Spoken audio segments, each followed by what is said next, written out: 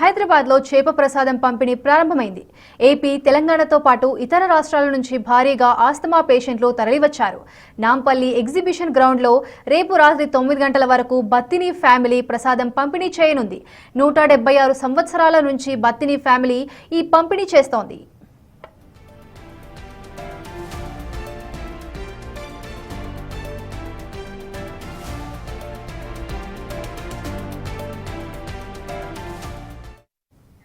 ఇక ఇదే అంశంపై మరింత సమాచారం మా ప్రతినిధి సాగర్ అందిస్తారు.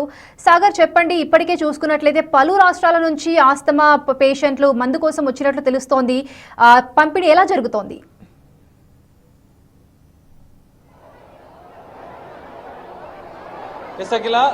వేలాది మంది ఆస్తమా రోగులు తమ యొక్క చేప ప్రసాద వేసుకోవడానికి నాంపల్లి ఎగ్జిబిషన్ గ్రౌండ్కి తరలించారు. కొద్దిసేపు క్రితమే అధికారికంగా 9 గంటలకు చేప ప్రసాదం వితరణ కార్యక్రమం ప్రారంభమైంది. స్వచ్ఛంద సంస్థలు, వాలంటీర్ల సమక్షంలో చేప ప్రసాదం కొనసాగుతుంది, పంపిణీ కొనసాగుతుంది. భారీ భద్రతా ఏర్పాట్ల మధ్య, ఎందుకంటే గతంలో జరిగినటువంటి సంఘటనల నేపథ్యంలో ఎలాంటి ఇబ్బందులు తలెత్తకుండా భక్తులకు, ఇక్కడికి వచ్చే చేప ప్రసాదం చేసుకునే ఆస్తమా రోగులకు ఎలాంటి ఇబ్బందులు తలెత్తకుండా పూర్తిస్థాయి బందోబస్తు ఏర్పాట్లు అన్ని విభాగాలకు సంబంధించినటువంటి పోలీస్, ల్యాండ్ ఆర్డర్, ఇటు ట్రాఫిక్ పోలీసులు, మరోవైపు జిహెచ్ఎంసీతో పాటుగా రెవెన్యూ అధికారులకు సంబంధించినటువంటి అందరి సమన్వయంతో ఏర్పాట్లు చేశారు.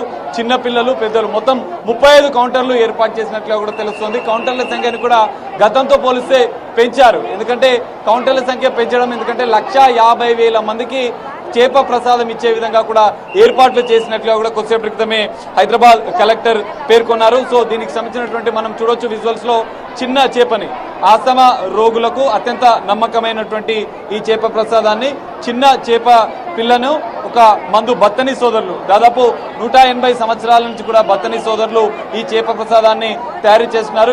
కవర్లలో ముందు మనం క్యూ లైన్లలో చూస్తే భారీగా క్యూ లైన్లను ఏర్పాటు చేశారు.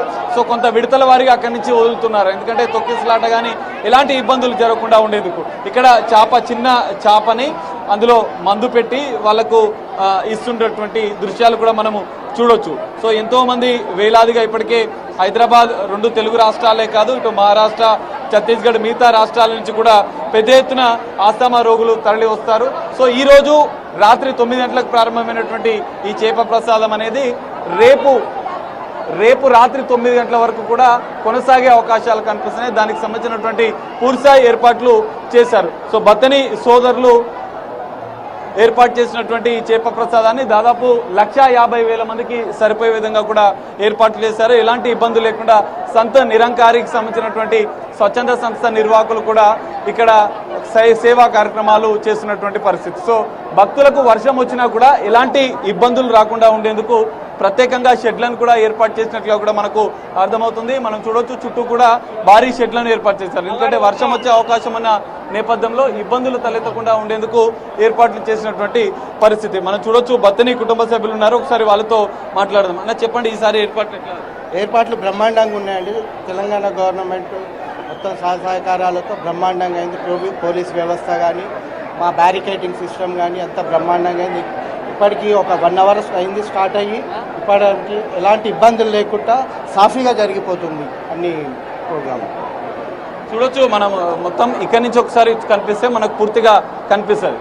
మొత్తం అక్కడి నుంచి క్యూ లైన్లలోని ముందుకు పంపించి ఇక్కడ చేప ప్రసాదం ఇక్కడి నుంచి ఎగ్జిట్ పంపిస్తారు. సో పోలీసులు, మిగతా సంబంధిత అధికారులు ఎలాంటి ఇబ్బందులు జరగకుండా చేప ప్రసాదం పంపిణీ కార్యక్రమాన్ని కొనసాగిస్తున్నారు. రేపు రాత్రి 9 గంటల వరకు కూడా ఈ చేప ప్రసాదం పంపిణీ అయితే కొనసాగే అవకాశాలు అయితే కనిపిస్తున్నాయి. అక్కడ థ్యాంక్ యూ సాగర్.